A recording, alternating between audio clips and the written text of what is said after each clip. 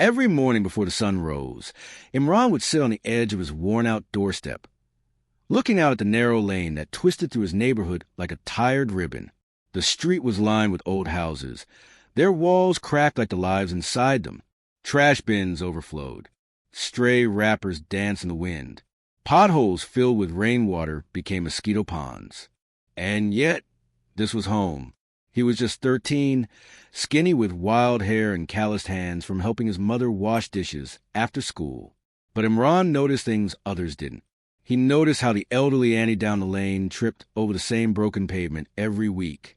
He noticed how the garbage collector stopped coming regularly, how even the kids started playing among plastic bags like it was normal. And it bothered him deeply one afternoon, when most of the kids were off chasing cricket balls or sitting idle in shops. Imran stood in the middle of the street, a broom taller than him in one hand and a determined fire in his chest. He tied a scarf around his mouth, took a deep breath, and started sweeping. At first, people laughed. Trying to impress someone? The vegetable vendor chuckled. Get a job when you grow up, then fix the world, shouted another. But Imran didn't flinch. He swept the wrappers. He scooped the filth. He picked up empty bottles and old shoes. Each piece of trash felt like a layer of sadness he was removing, not just from the street, but from his own heart. It wasn't just about cleanliness. It was about dignity. Day after day, he returned, rain or shine, alone, until one morning, a little girl brought him a pair of gloves. "So your hands don't hurt," she said shyly. Then a boy from the next block picked up a dustpan. A woman brought him lemon water. A man parked his scooter, got down, and began painting the community wall with bright colors. Imran's quiet revolution had begun. The street started to change, not just physically, spiritually. People began greeting each other again. Children stopped throwing garbage and started planting flowers. The local government took notice. A waste bin was installed. Drainage was fixed. But the biggest transformation was invisible. It was in the pride everyone now felt for the place they once ignored. One evening, a local reporter visited and asked Imran, "Why did you do this?" "You're just a boy." Imran smiled. "Because I was tired of waiting for someone else to care. If the street is mine, the responsibility is mine too." The video of his words went viral. Schools invited him. NGOs approached him. He was named the boy who broomed change. But none of that mattered to Imran. Because each morning, even now, before anyone else is awake, he still stands on his doorstep. He still picks up his broom. Not because he has to, but because he wants to. Because a clean street taught him what no textbook ever could. That change doesn't start with power or permission.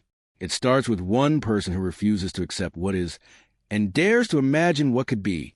And that person could be anyone, even a boy with a broom. The days turned into weeks and the weeks into months. The once neglected lane was no longer an afterthought on city maps. It had become a living, breathing symbol of hope. Imran's story spread far beyond his neighborhood. Journalists arrived with cameras. Students came with notebooks, and social workers walked the lane with awe in their eyes. One day, as Imran finished watering the tiny saplings along the sidewalk, he noticed an elderly man leaning against a wall, watching him.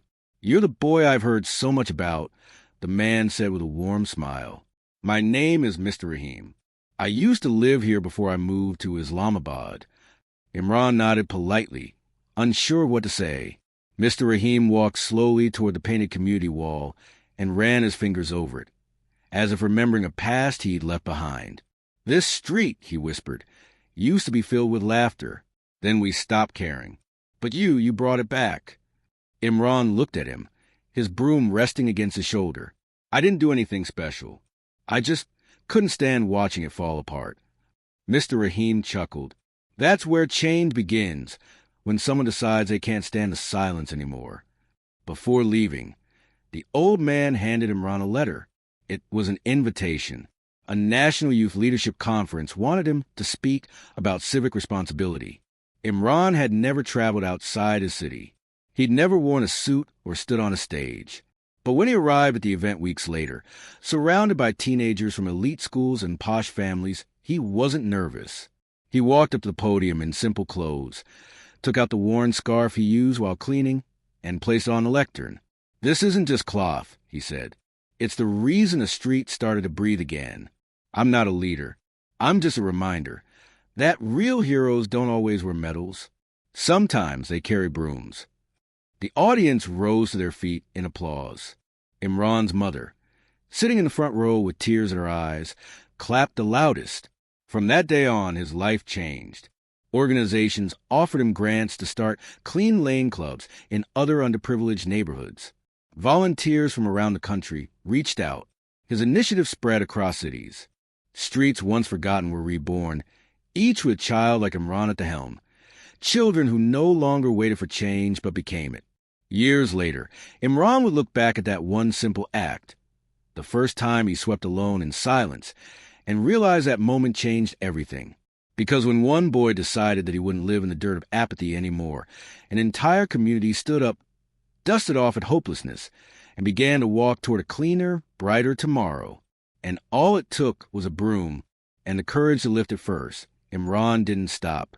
Even when the applause faded and the interview slowed down, he kept cleaning.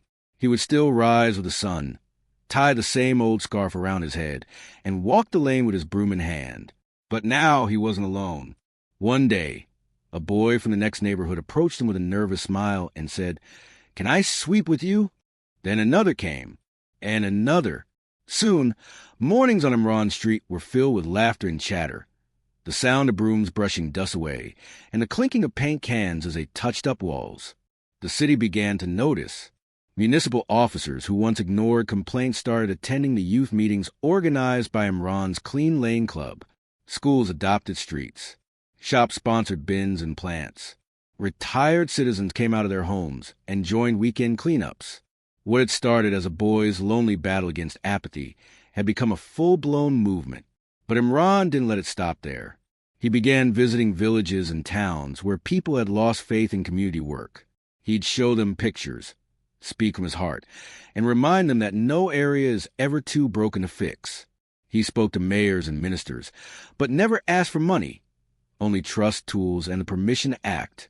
One day, standing in front of a large audience in Lahore, he told a story. "I once cleaned garbage no one else would touch. People laughed at me, but I kept going not because I believed I could change the world, but because I couldn't bear to live in one that no one was trying to change." His words lit a fire. Soon, schools across Pakistan began holding Imran Days, where students would dedicate a morning to cleaning, painting, and planting. Neighborhoods once buried in trash turned into canvases of change. Mothers, inspired by Imran's mother, began stepping outside their homes to help their children clean. It wasn't just about hygiene anymore, it was about dignity. Imran's little brother, Ali, once too young to understand, had now become the youngest volunteer in the movement. "My brother taught me that if you can clean one street," he said proudly during a school event, "you can clean a nation." Years passed. Imran never chased fame. He never ran for office or started a business. But the seeds he sowed with each broom stroke grew into forests of inspiration. And one day, when a girl from another city asked him in an interview, "Do you ever feel tired? Ever wish you chose an easier path?" Imran smiled, eyes scanning a group of children painting a mural that read, "Our street, our pride." "I didn't choose this path," he said. "I just chose not to ignore it."